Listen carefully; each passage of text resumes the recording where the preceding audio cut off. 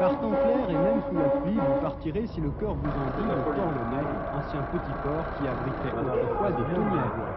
Ensuite, vous sillonnerez l'île tout en longeant la côte. L'île de Groix, à 3/4 d'heure de Lorient, n'offre pas de boulevard surplombant la mer. C'est une trentaine de kilomètres de chemin offert au public depuis 3 ans. Pas vraiment une innovation, mais plutôt une remise en état des anciens chemins de douaniers, une nécessité touristique qui n'a pas échappé au maire de Lille. On a constaté qu'il y avait des amoureux de la nature qui venaient en avant-saison, mai-juin, et qui viennent découvrir l'île mai-juin, alors qu'il y a beaucoup moins de monde. Et c'est une clientèle intéressante. Ça leur permet de découvrir la nature et ça permet également de faire travailler l'économie locale d'une façon intéressante et non négligeable. Groix a donc beaucoup misé sur le tourisme qui l'a fait vivre. De nombreuses structures ont été mises en place comme un gîte d'étape. Mais ici, il n'est pas du tout question de tuer l'esprit rando. La convivialité est au rendez-vous.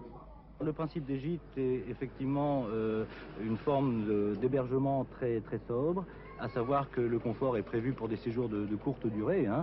C'est une nuit ou 2 ou 3. Sur Groix, étant donné que l'île fait 3 km sur 8, les gens restent de nuit de façon à pouvoir faire la boucle entière. Mais il est un peu révolu le temps des randonneurs en patogas et en chaussettes de laine. La balade est dans l'air du temps et on s'oriente de plus en plus vers un tourisme familial et de proximité. C'est intéressant pour les enfants aussi, vous savez, d'avoir une vie un peu communautaire, de voir des gens passer. Pour eux, d'abord, c'est beaucoup plus gai que d'être toute seule avec leur grand-mère. Et je crois que c'est très riche. L'engouement croissant pour la nature et l'environnement fait que les îles sont à la mode. La demande change, le promeneur est plus exigeant et les structures d'accueil elles-mêmes évoluent. En tant que structure abri, on intervient, je dirais, en complément de ce qui peut se faire localement. En l'occurrence ici, disons, on a été mandaté par les services de l'équipement pour concrétiser le sentier côtier avec un aménagement minimum dans le sens, disons, d'aménager un sentier bien intégré au site.